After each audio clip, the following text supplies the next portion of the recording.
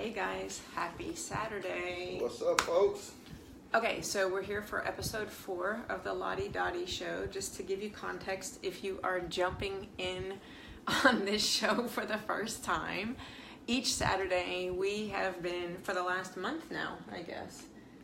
So episode 4, we've done it, yeah. 4 weeks, once a week we go live, and usually it's been on Saturdays, and we talk about different topics. Hey, Allison.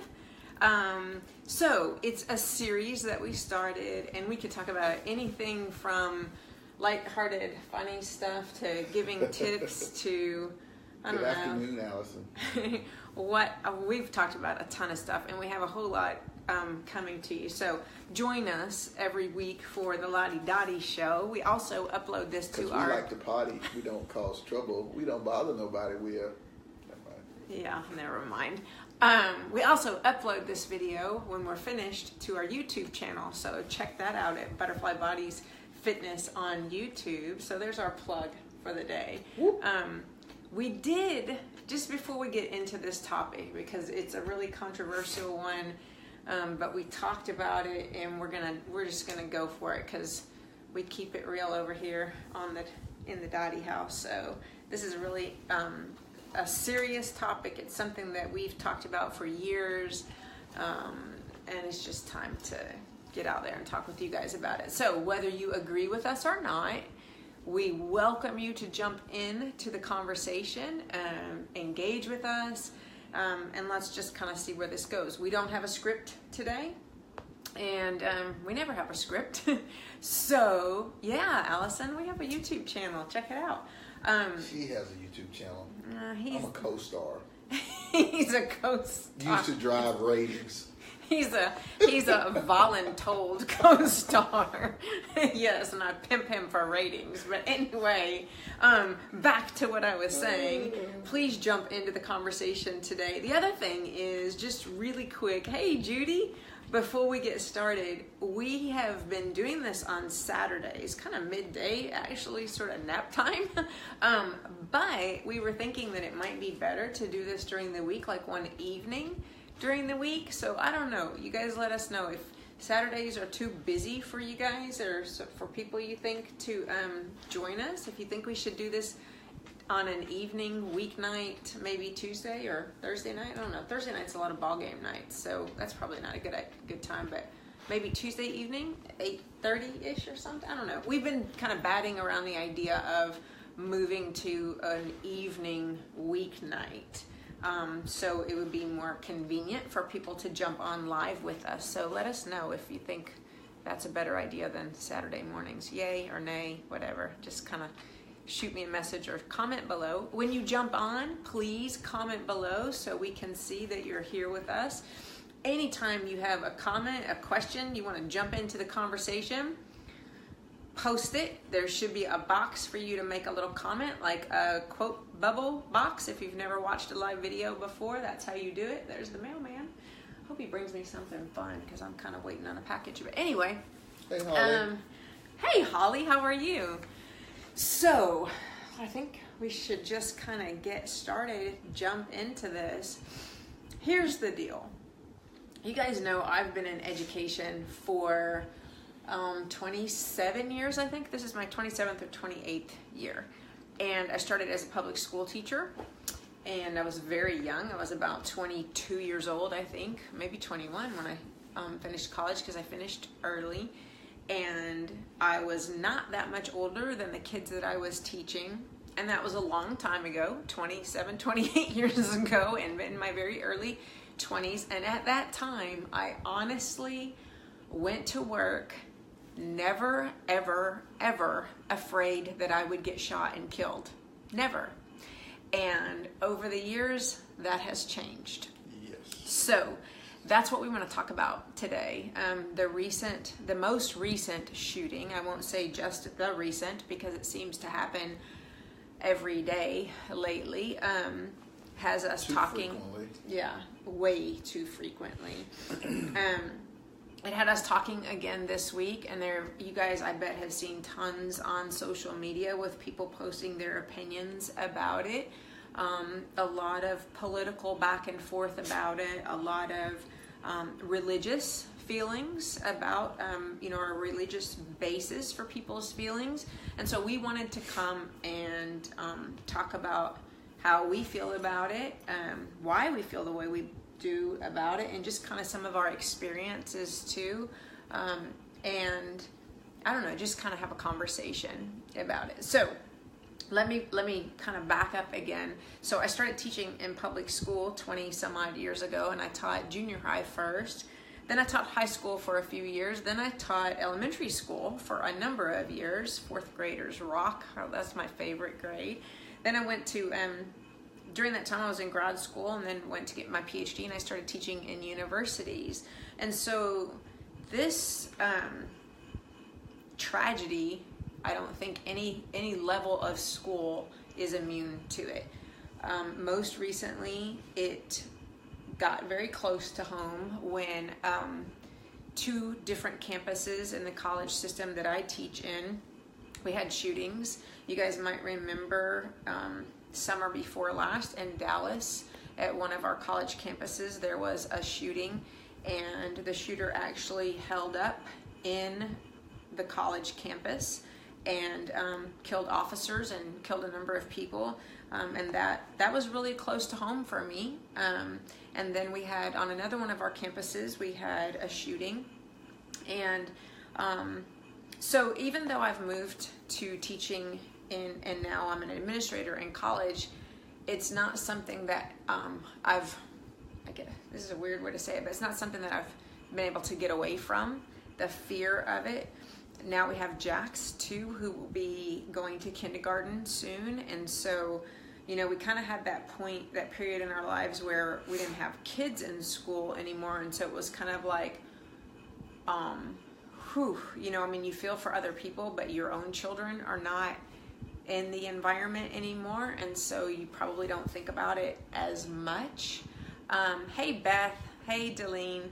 But now we have another one who's going to be going to school. And so it terrifies me to think of sending him to school and being worried that he might not come home, or, what might happen in schools. And like we said, it feels like it happens every day.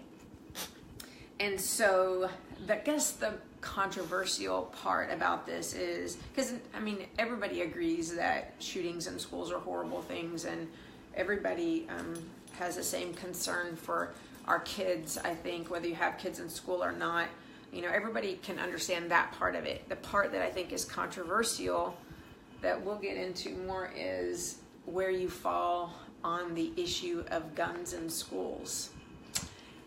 And I'll tell you this, about 10 years ago, guns were never allowed in public schools. That wasn't even a consideration any of the time that I taught in public schools.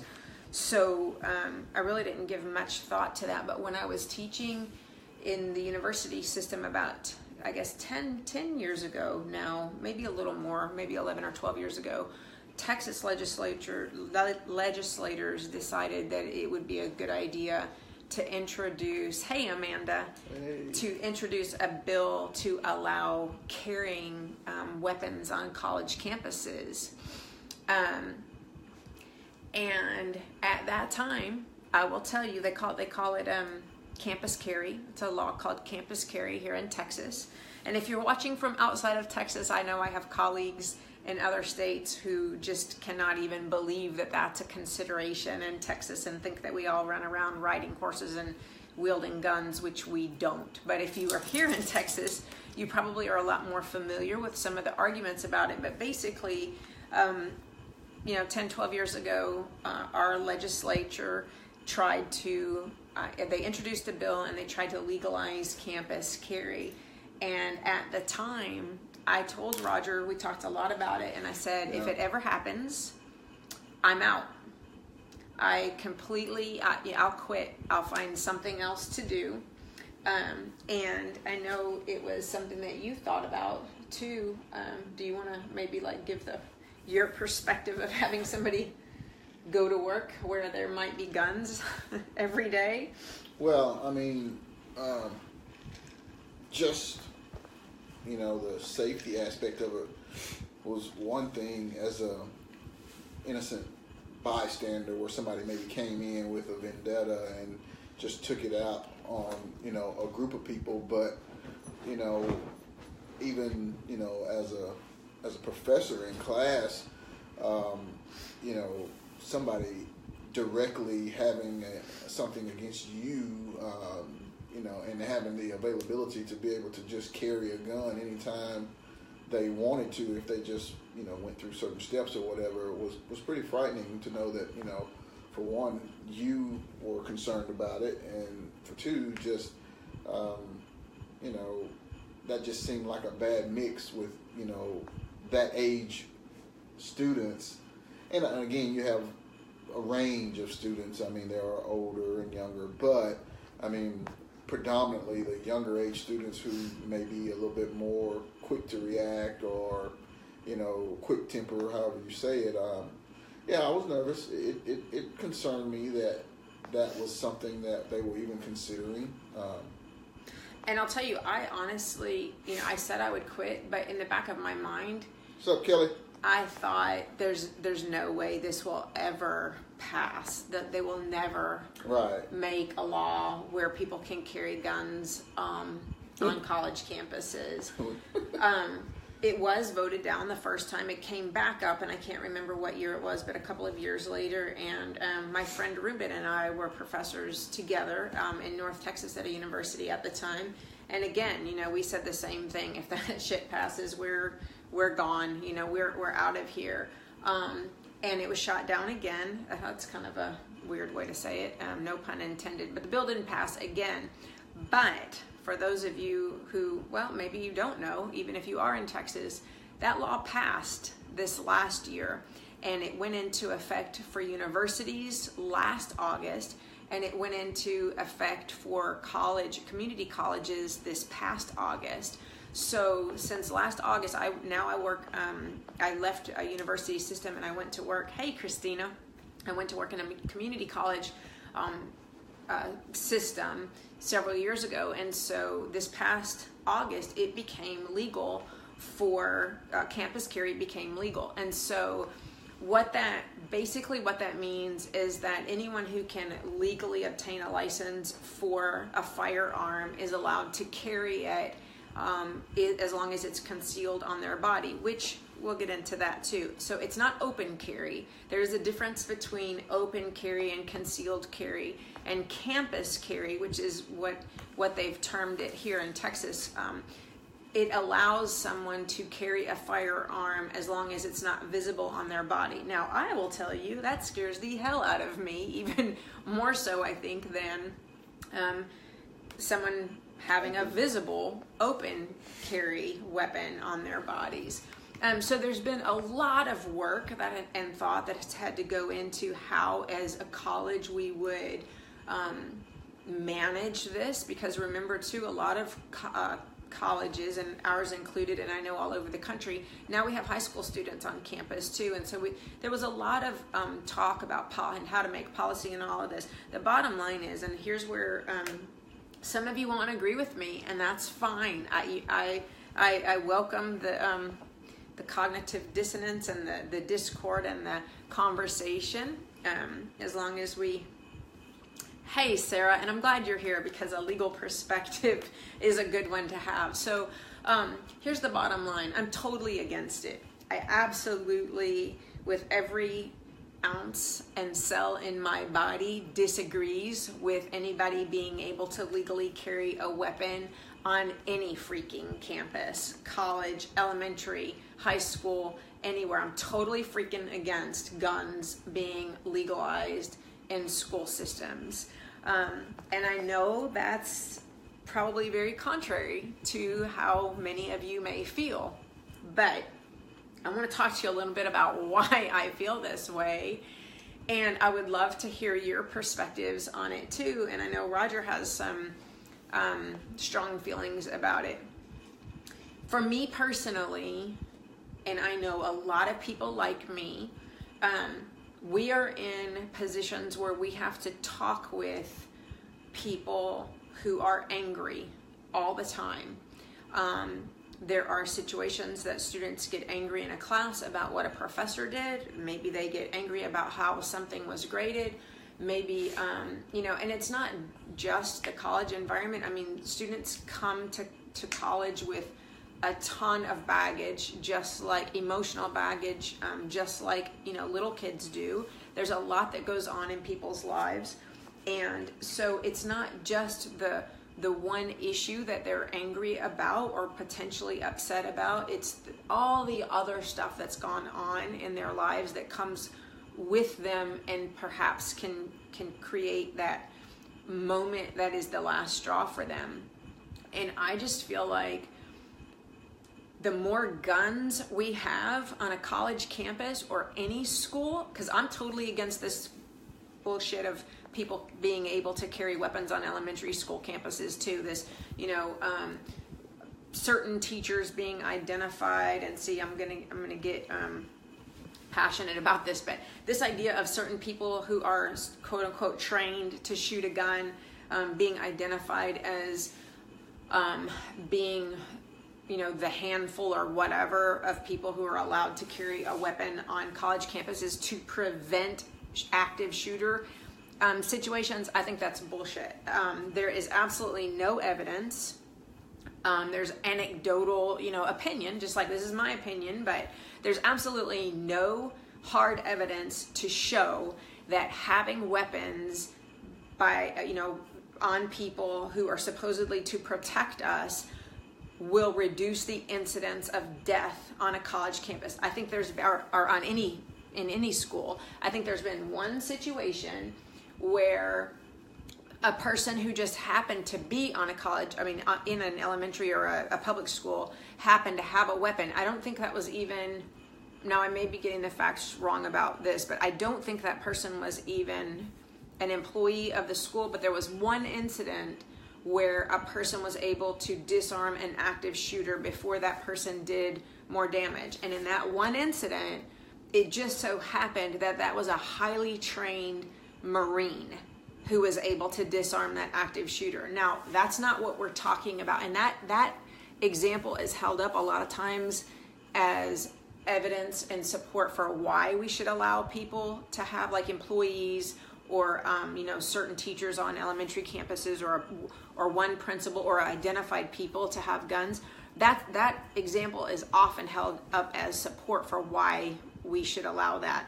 But I'm sorry, you will never convince me that one incident is connected and support for why we should have other folks who have guns on campuses or colleges or elementary schools or high schools, because the truth of the matter is the more weapons you have in a situation, the higher incidence or probability there will be of shootings. And I know right now we're highly sensitive to the 17 victims in Florida, and we can go back, the last few years and mention a ton of these examples of people who have died. But the truth of the matter is, if you look at the data, a majority of shootings that happen in schools are not from active shooters. They are not from some mentally ill person bringing a weapon to campus and doing a mass shooting. There are more incidents of shootings when a student has brought a gun from home, or there's been an accidental disarming of a weapon or discharging of a weapon that's hurt someone where someone wasn't supposed to have a weapon. That's really, there are more incidents of that than there are active shooter victims. And the reason we don't hear about that, in my opinion, is because the media wants to sensationalize and get the ratings. And so those active shooter incidents and those tragedies, not to take anything away from them, they are definitely extreme tragedies, but those are the things that are going to get the attention. Those are the things that they can sensationalize. Those are the things that they can, the news media can get our attention and get us all worked up about, and rightly so. But they don't tell us about all the times that a third grader brought his dad's gun that wasn't secured at home in a locked gun locker. He brought that weapon to school and accidentally shot his friend. Those are not the things, because that's not big news for them. So, and here I am dominating the conversation again, but let me take a step back for just a second too and let you guys know I'm not one of these people, because I know there's a stereotype out there of like, these people who've never been around guns before and blah blah blah. That's not at all my situation. I grew up in a house with when I was a small kid, my dad was a cop. There were guns in our home always. And to be real honest with you, when we were kids, guns were not locked up even. No. No. The kids knew not to mess with them. Exactly. But yeah, I grew up around guns, and I didn't do a lot of shooting, but my dad hunted. He had several shotguns and rifles and whatnot, and so guns were definitely a constant fixture. Yeah, in both of our homes. And so we're not people like who don't have experience with guns, and for us it's a foreign concept to hold a gun or to be around guns. That's not us at all. My family still, that they all have guns. We have guns. We own guns ourselves. And so we're not like these extremists who like think guns are evil and yada yada, and that's where we're coming from. It's not that at all. In fact, I can remember being as probably young as 5 years old and being taught to shoot a gun, and I'm a really good shot too, I'll tell you that much. My dad taught us about gun safety. He taught us how to shoot guns. My parents have guns still all over their house. My dad has every kind of weapon probably that you can imagine. They hunt, and they hunt for food. They clean what they kill, and they have it processed, and we have deer meat right now in our freezer from and I'm thankful for that. To me, that's a totally different situation than the issue of guns in schools. I just strongly believe that we're going down the wrong path when we have, like we have in Texas, legalized campus carry. I think it's a slippery slope, and it's not one that is going to prevent someone who's mentally ill from bringing a weapon to school. And the chances are that if the more weapons there are on a campus, like I said, the more chance there is that an accident will happen. And that's where the majority of a loss of life occurs, is in accidents, not in these scenes where people are mentally ill and they go to school and they shoot up a classroom. And even if there were people who were legally carrying weapons that day, the chances of them being able to accurately and on target shoot to kill that mentally deranged young man are so slim. It's even, another fact that I read this last week was, it was an article about the fact that even people who are highly trained, like police officers, like military personnel, even people who are highly trained experts, expert marksmen, miss on occasion, and that's understandable. But think about if people that are highly trained and people who are used to being in those stressful situations don't hit their target a certain percentage of the time. Think about somebody like me.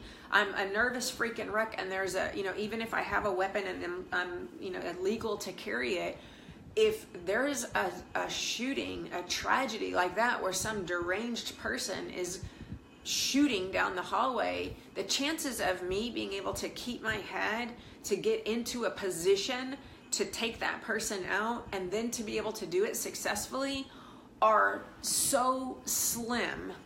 It's unbelievable. And I just cannot understand I can't understand this perspective that more guns at an elementary school or a high school or a college campus is going to make the situation better than fewer guns. So, that's my story, and I'm sticking to it. Catch you later, Deline. Love you too, dear. So, I mean, if you guys disagree with us, or if you want to have some conversation about this, please drop a comment. Is there something else that you want to add about it? I don't know. I just think, just like you said, it when you're adding potentially all these additional guns that are being wielded by people with minimal qualifications, I don't know that it makes for a good situation. And again, and I think that's a really good point to talk about too. You know, I mean, what it takes to get licensed to carry a weapon in this state. Now, it probably, and maybe Allison, you can tell us, because I know that you you're a gun owner, I believe, and I think I know you've taken certification classes and maybe even taught them, if I'm remembering correctly. But it may differ by state what it takes to get a license. But I can tell you, here in Texas, you can go on a afternoon and spend a couple of hours in a class, and basically, that's it. You get a little bit of training on firearm safety, you get a little training in target shooting, you take a little test, and boom, you're given a license and you're legal. So I just, that's that's a huge part of it for me. So you're legal, but to me, that does not qualify you to carry a gun. I'll tell you right now, I'm a good shot. I own a weapon, but I do not shoot it often enough. That is not part of something that I do on a daily basis, and I believe that's a skill that you have to practice and stay practiced, just like anything else, for you to be good at it. I would not feel comfortable. Now, trust me, I damn sure would. Somebody breaks in my house, and I would have no problem shooting their ass down. Don't get me wrong. And trust me, I will empty the gun in them, so there won't be any missing. But I'm just saying, I would not feel comfortable taking a firearm into a situation with lots of people and feeling like I was comfortable enough and skilled enough and practiced enough to ensure and take on that liability of ensuring that the people around me would be safe. So I carry if I'm carrying a gun in my purse, that concerns me, that I don't have the skill to make sure that nobody around me would get hurt for something that was my fault, in an accident. Does that make sense? Hi, Deline. I'm so sorry. I hate that you have to go too. But yeah, see, you're emphasizing what I'm saying. You got your license in Colorado, and it didn't take much to get it. So, like right now, I go to work and I have no idea who around me is carrying a gun. That scares the holy hell out of me. I'll tell you that now. I don't care what kind of policies we've put in place, which we've done as good a job as we can do with creating policies to try to ensure people's safety, but no policy can override my concern about the fact that I'm walking around on a college campus where people have guns on their bodies. Well, and I think another part of the conversation that can't be neglected has to do with just society in general now, and the way that people seem to feel empowered to say or do different things that hasn't been the case prior to the last several years. I think you add that into the mix with now being able to carry, and I think that's just a mixture for a lot more incidents to occur. Oh, sure. So, You know, you remember, I had a student a few years ago. You remember that student who was really angry about a situation that happened in class and came to talk with me and got irate. And I don't want to go into a lot of personal details here, because I wouldn't ever want anyone to be, be able to identify who I was talking about. But squirt gun, Allison. What did she say? That's terrifying. I don't trust any of my coworkers with a squirt. Yeah. So, Allison? Did you know that in Texas it's legal to carry on college campuses now? And while I'm waiting for you to answer that, so I had an incident where I, had to talk with this student, and this person appeared to me. Now, I am not certified or qualified to say when someone is deranged, but the person was behaving in a way that he seemed to me to be unstable emotionally and just not right. And he was saying things that were completely illogical and irrational. And yes, Allison, so shocker, right? So as a conversation that started out as a student who was, unhappy about a situation, I quickly realized that it was escalating very fast. And he was irrational, completely irrational. And I ended the conversation because he refused to keep his voice at a reasonable level and to have a rational interaction with me. And one of my coworkers was in the room too. Christina, you may remember this because I think we were coworkers at the time when this happened. This person went, what I would say, completely off the wall, ballistic, screaming, because I ended the conversation, screaming, threatening me, putting his hands in my face, and I had to muster up my what my grad students used to tell me was my scary face and voice. I had to, muster that up, even though I was really afraid that this person was going to hurt me. He was physically larger than me. He was most likely, because he was larger and male, he was most likely stronger than me. And if I had to defend myself, rest assured I would. But it was very uncomfortable to be in that situation. And so I had to muster up that sort of presence where, I'm ending this conversation and you get out of here right now, leave, and keep myself calm so that at least I was trying to, exude this presence of I'm in control of this and you better leave, so the person would leave. As the person left the building, my coworker, my colleague, and I went to talk with the president and to talk with the we called the person, the care team person, to alert the college of the incident. The student that I had ended the conversation with and directed to leave campus came back around the building and started following me. Now, here, my point to all of this is this was several years prior to campus carry. This is someone that I would put money on the fact that if it were legal for that person to have had an armed weapon on him at that time, he would have.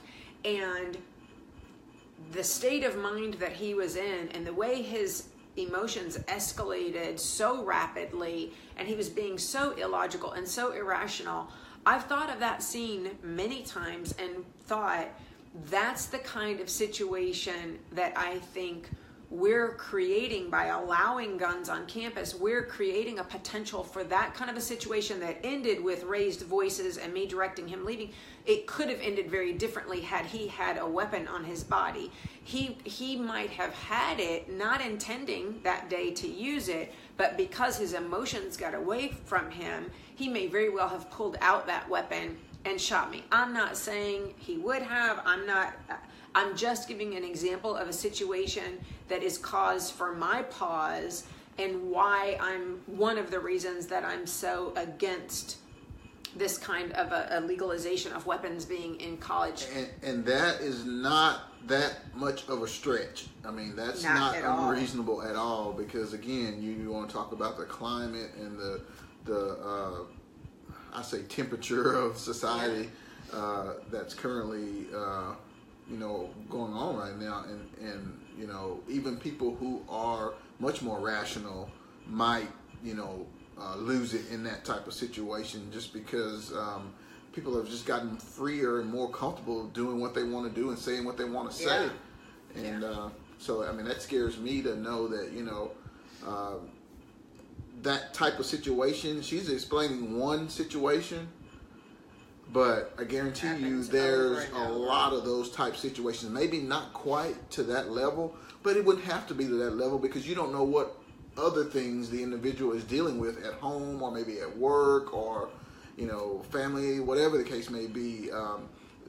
Anybody could be at a lesser level of restraint, and you just be in the wrong place at the wrong time, and bam, Oh yeah, and there's I've heard in the last week or so, demands for metal detectors and that kind of thing. This law passed in Texas, and there was nothing that went along with it in terms of any kind of regulation that had to be in place for this to happen. I'll use systems that I'm aware of that are just local to our region. There are no metal detectors. There's no screening for. There's no way for any of us to know in any of the college campuses that I'm on, or where my colleagues that I know work in regional systems. There's no way for any of us to know who has a gun and who doesn't.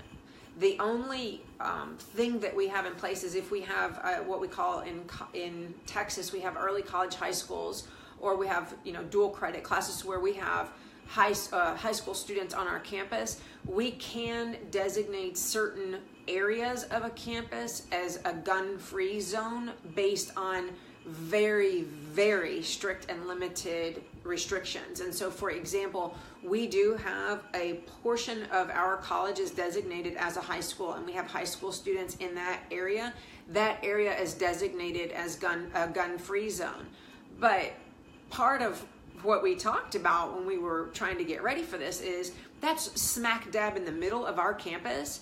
And there's literally no way to go from one part of the campus to the other part of the campus in certain instances without walking through that area. So how do you put up a sign, and it is law that you have to post a sign that it's a gun-free zone, but how do you enforce it? And how do you even know who's walking through there with a gun on their body and who's not? And another thing, I don't know if people outside of education think a lot about this, but colleges, and this is again this is my opinion, this is Lori opinion, but you talk to people who work on college campuses, and I have now worked on college campuses since 2000. So for the past almost 18 years, I have seen a definite change in the population of students that we serve, both when I was in universities and now in community colleges. And I'm not saying this is good, bad. I'm not making a judgment about it. I'm just stating the fact as I see them. A lot of things have happened in our society, economic-wise. A lot of things, like Roger has said, has happened with students and just home life and the way society has changed. Now those younger children are in college. A lot of things have happened with our country having gone to war and now having an overabundance of vets who have come back after having served our country very honorably, but have had a lot of emotional side effects from doing that. They have gone back to college to get retrained and or to get their education, and they may have gone into the military to get the benefit of getting a college.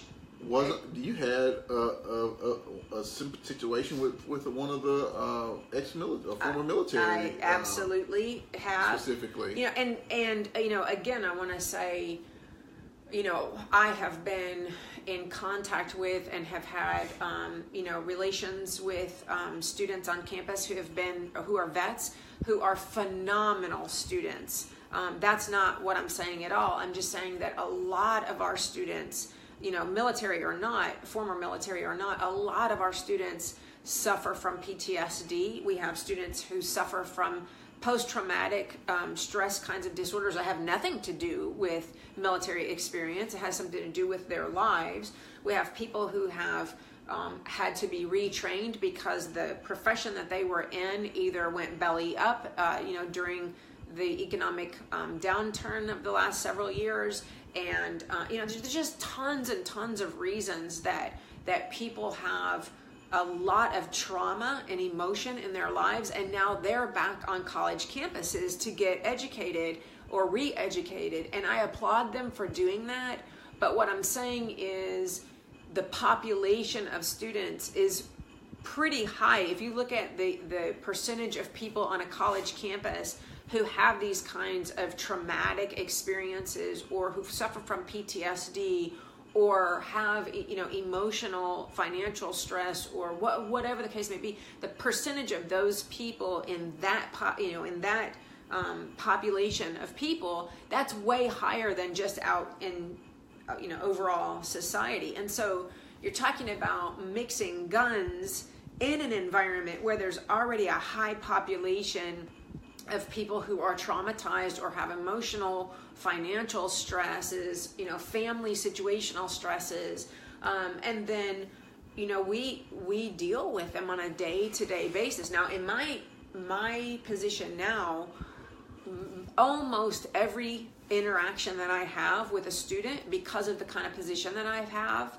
almost every time I talk to a student, I'll say, 90% of the time, if I'm talking to a student, it's because they're angry about something. They're coming to me to gripe about, appeal, lodge a grievance, or, something along those lines. So my particular experiences with students are more likely to be negative because of everything that I'm talking about. But even my colleagues, who are faculty, are concerned about this. I have colleagues who are faculty who will no longer meet with students in their offices because they are so concerned about their personal safety, and not knowing who has a weapon on them and who doesn't. It just makes you all that more concerned about your interactions with people. Hey, Amanda, how are you? Hey, Karen. We're talking about guns in school. So we knew it wouldn't be, just kind of to recap, we knew it wouldn't be an easy topic to talk about, and we know we're kind of, putting ourselves out here with basically sharing our position on it, but we have personal reasons, and I think some pretty logical, fact-based reasons for being totally against guns in schools. So that's what we've been talking about. Anything else? Any questions out there, you guys? I know there's been a few comments. I'm getting private messages. Some folks may not want to say publicly what they want to tell me privately. That's okay. That's all right. Send me a private message. I'll respond. We can agree to disagree, and I will talk to you guys about this all day long. Someone recently asked me if I'm carrying a gun yet, which I don't have to disclose, by the way. That's not part of the law. I don't have to just tell anybody. I don't have to go in and make an announcement when I walk into a room that I'm carrying a weapon. But I don't carry a weapon to campus. I have considered it. I have thought a lot about it, and I may change my mind about that given the nature of my role. But as of right now, since last August, I have not been carrying a gun to school, even though I have every right to do so legally if I so choose. But I just have not, I haven't opted to do that yet. I'll tell you that my dad is not happy about that decision of mine. He actually has given me, I think, every weapon that I own. And the one that I have currently, that I most recently shot, was a gift from him. I think it was a Christmas present, wasn't it? Yep. But sorry, but and he's concerned about my safety, and so he has talked with me about it on multiple occasions and is completely against my decision not to carry. He thinks that I should have a weapon on me at all times, given the nature of the environment in colleges and just in general in schools these days. But do you want me to carry a gun? I don't know. We've talked about that lately. I mean, with the situation being the way that it is and everybody else being allowed to have one, and a number of them, will have guns, and in your situation. Hey Ruth, how are you? Your current position. Talking about guns in schools.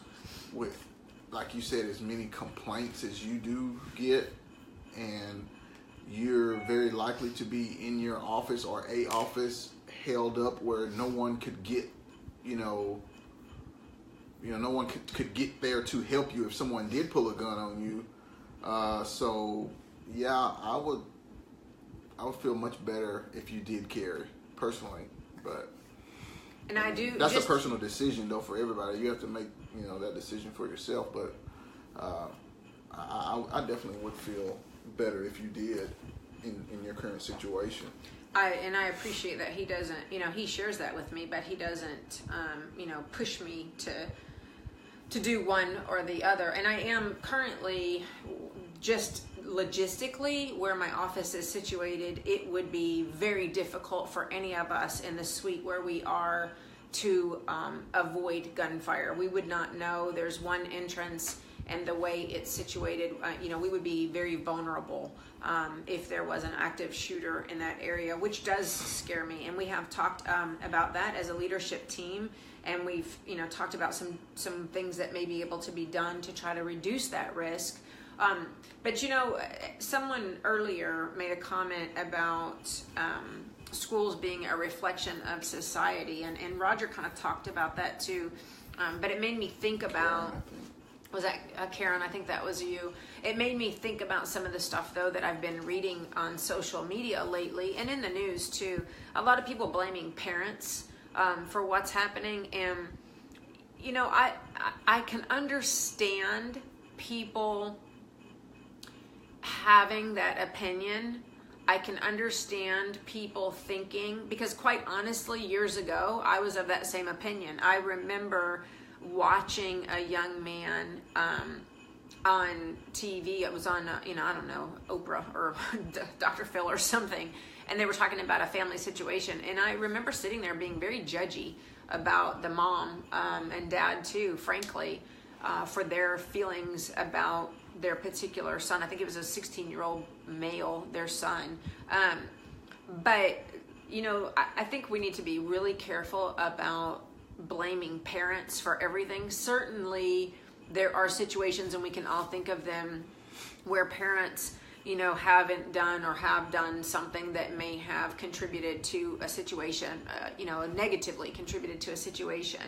But we can think of situations where teachers have done or haven't done something that has contributed in a negative way to a situation. We could go back and forth on that all day long. I think my point is, I think we need to be really careful about judging parents or blaming parents for the actions of a lot of, in particular, these kids, because 9 times out of 10, what we find out after the fact is these are people who are mentally ill. And they're not mentally ill because their mommy didn't give them gum in the line, at the grocery store while they were waiting to get checked out. It's not because, daddy didn't, spank or did spank a kid for misbehaving. Those things are not what caused these people to take these drastic, inhumane, horrible, disgusting actions. It's because they're mentally ill. And I just have a real hard time when I read about people blaming parents for these situations. And I'll take that to a personal level because, I've struggled with one of my kids, and I've gone through blaming myself for actions that, you know, one of my own kids has done. And you know, I had to come to realize if you think about your siblings, or you think about families that you know where there are multiple siblings, parents can raise two kids, same two parents, same household, treat kids as identical as you can treat kids. I don't think anybody treats anybody exactly the same, but you can have the same environment. You can have two kids in that environment, and one turns out one way and the other one turns out completely opposite for whatever reason. Yep. And all you can do is what you can do as a parent, and what is what you know is the best thing to do at the time. And you can't, I just think we have to be careful about either beating ourselves up over what our kids do and how they turn out, or blaming other people for what their kids do and how they turn out. Because at some point, those kids have to decide to deal with shit. You know, I mean, none of us had a perfect childhood, and you have to, hey Holly, okay, love you too, see you later. You, as grown-ups, we have to decide that, you know, maybe we weren't dealt the best hand in the world, but we're gonna play that deck of cards to the best of, you know, to our advantage, and stop blaming everybody else for things that happen to us, or you know, again, stop blaming parents for everything that kids do, because that's a chicken shit way out. I'm sorry. I'll speak to this too, because I probably early on, as a teenager, and even as a young adult early on, was probably pretty judgmental. You know, I always say you live and you learn, but you know, I thought, you know, if the parents do what they're supposed to do, the kids will, you know, turn out okay. You know, 99.9% of the time, you know, nothing's 100%, but that, you know, you do what you're supposed to do, and do the best you can, and your kids will, for the most part, stay out of any major trouble. And that's just really not the case. I mean, you live and you learn, and you see examples of where, you know, kids get around the wrong influence, and sometimes the parents may know about it and they try to discourage it, but it doesn't work, or doesn't happen, or sometimes they have no idea what's going on, and you say, well, it's your kid, why don't you know? Well, kids can be pretty sneaky, and if you know, if they don't want you to know something, especially nowadays with all the technology and the information overload that we have compared to when we were growing up, kids aren't sheltered near as much as probably what we were coming up. And so again, you know, you do the best you can to raise them while they're under your control, and once they go out and they're young adults or adults, the decisions that they make at that point are out of your control. I mean, yeah, you may still communicate with them, and you may still, you know, be a parent, but you're not responsible for, as a parent, what the kids go out and do after they leave your home and they're adults. You just, you know, you do the best you can, and, you know, you put them out there. The Bible says, train up a child in the way that they're to go, and when they get old, they won't depart from it. Well, you may stray, but people that really, you know, have it in them, they will eventually, you know, find their way back to doing what's right. And so I have been on that side of being very judgy of people, but as I've lived, I've also learned that, you know, you just never know.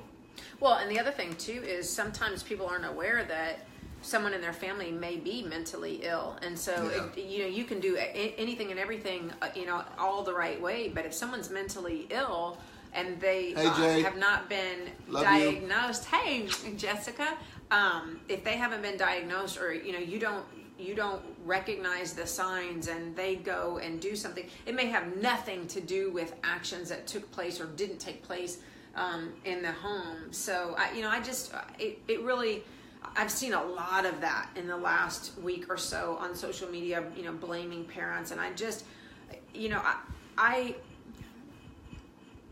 can only imagine how heartbroken a parent is or would be if their child had done something like this young man did, the other day. You know, I cannot imagine how it would feel to know that your child did something like that. So to reset, we're talking about guns in school. Yeah. Gun violence. Yeah. You know, and then the last thing I want to get into, because I've seen a lot of this on social media too, and it just seems not, the line of logic doesn't seem to be there for me. I've seen a lot of people who are pro-guns in school talking about the Bible and talking about, hey Mom. Hey Gigi. We're talking about, that's Mimi. I'm sorry, Mimi. Yeah. We're talking about guns in school and our opposition to it. But this last bit, I've seen quite a number of people either in face-to-face conversations or on social media or on the news, you know, clips on the news, people talking about, you know, it not being guns, it's people, you know, and making those kinds of references. Guns don't kill people. People kill people. Yeah, and even references to situations in the Bible and Scripture, and where people in the Bible killed someone with a weapon that wasn't a gun. You know, for example, a rock or, you know, what have you, in different parts of the Bible. And so their point is making the point that, you know, basically it doesn't take a gun to kill somebody. You know, Cain killed Abel with a rock, not, you know, that kind of thing. And I just don't find that line of thinking as logical, because, you know, and I'll use the Cain and Abel example. Cain didn't go in with an automatic rock slinger and sling rocks, thousands of hundreds you know, of rocks in split seconds at a group of people. So I don't see that as the same. I see that as completely, like, not even apples and oranges, but like apples and cattle. It is just absolutely not a comparable situation to me. When you're talking about, you know, this is a totally different day and age, totally different technology.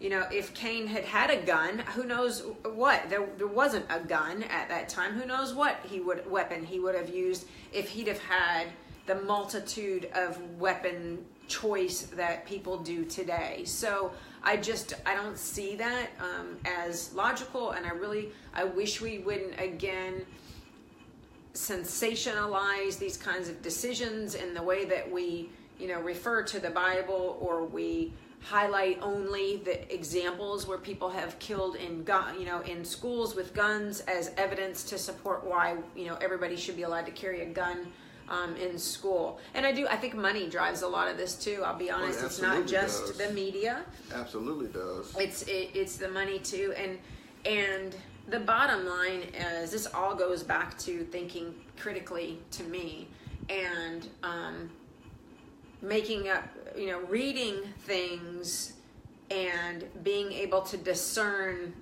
the truth and reality from whatever you want to call fake news and hype and distorted data and, you know, all sensationalism, and, you know, be able to discern those things and make up your mind for yourself, and then use that to determine how you use the power of your vote, because that's really where the key is where you put your vote. Because we cannot have politicians who make decisions and vote on bills based on who puts money in their political bank account. So, you know, all of that just to say, think for yourselves, find out what's true and what's not. Don't get caught up in the emotional part of this, even though it is horribly tragic and emotional.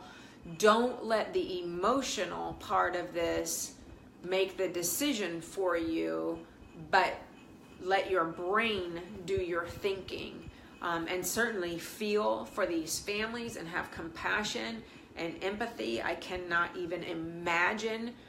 I can't even imagine what they would be what they're going through. I would I would be in a ball, curled up in the corner, unable to function. I don't even know how I would survive it. But having empathy and feeling compassion for people is different from letting that lead your thinking and let that lead your decision for how you vote. So that's it for me. How about for you? Audi 5000. Love you guys. Thanks for watching. Again, just to kind of recap, we're thinking about taking the Loddy Doddy show to weeknights. Let us know what you think about that, or one weeknight instead of doing it on Saturdays. Drop a comment if you think that's a better idea. Let us know what night of the week would be good. Let us know if you like these conversations or if you think it's a waste of your time. We want to know that too. And if you have a topic that you would love for us to chat about, drop that in the comments. Yeah, for sure, let us know. And if you absolutely love these things, let us know that too. A pat on the back always feels good, huh? If it's engaging. Or on the butt. What? He's such a butt freak. And then finally, share this with your friends. Tag somebody. Share the video. And we'll see you guys next time. Bye. Love you. Whoop.